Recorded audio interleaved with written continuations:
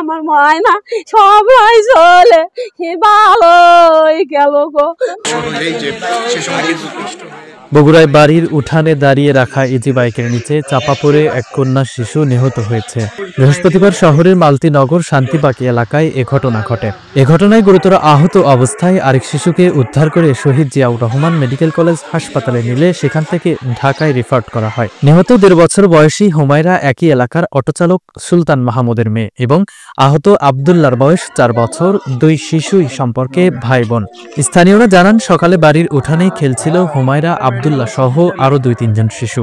সেখানে চালু অবস্থায় দাঁড়িয়ে রাখা হয় ওই ইজি বাইক। এ সময় ইজি বাইকের মাঝে উঠে খেলার এক পর্যায়ে পিকআপ ধরে টান দিলে সামনের দিকে সেটি চলে যেতে থাকে এবং সে সময় হুমায়রা ও আবদুল্লাহ তার নিচে চাপা পড়ে। এতে ঘটনাস্থলে নিহত হন 1.5 বছর বয়সী শিশু হুমায়রা।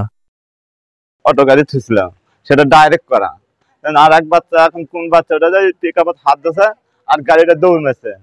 দৌড় মারার পরে 2টা বাচ্চা গাড়ির তলে পড়ে গেছে, তার আগে এখানেই মারা গেছে। আর মেডিকেল নিয়ে গেছিল, মেডিকেল থেকে আবার মনে করেন ঢাকা অ্যাম্বুলেন্সে নিয়ে যাচ্ছে। গাড়ি উঠছে, আমার চল গাড়ি বলে উঠছে, সেই চলক জোর করে বলে গাড়ি বলে কয় বলে আমার গাড়ি তুটি কে শখ, এতগুলো খোয়া দেখছি গাড়ির মধ্যে আসে, সেই গাড়ি কিভাবে ইয়ে করতে, সেই গাড়ি চলক ধাক্কা দিয়ে ফেলে দিয়ে নিয়ে গেছে, চল মরে গেছে, নিয়ে যেতে যেতে চল মরে গেছে। আর বড়টা মেডিকেলে তাই হলে এটা ফাটে গেছে, ফাটেতে গলা ফুলে মুখ ফুলে গেছে, তাকে ঢাকা মেডিকেলে নিয়ে গেছে। গাড়িটা ছিল ওই পাশে, ওখান থেকে ডাইরেক্ট গাড়ি রেখে গেছিল।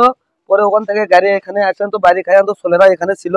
ছোলে গাড়ি গায়ের মধ্যে আর কি কাল্লার মধ্যে গাড়িটা চলে একবারে গাড়িটা নদীর কাছে চলে গেছে। একবারে সোল একটা চোখটা গেছে আর একটা নিচে 2 চাকা সোলের কাল্লার মধ্যে চলে গেছে।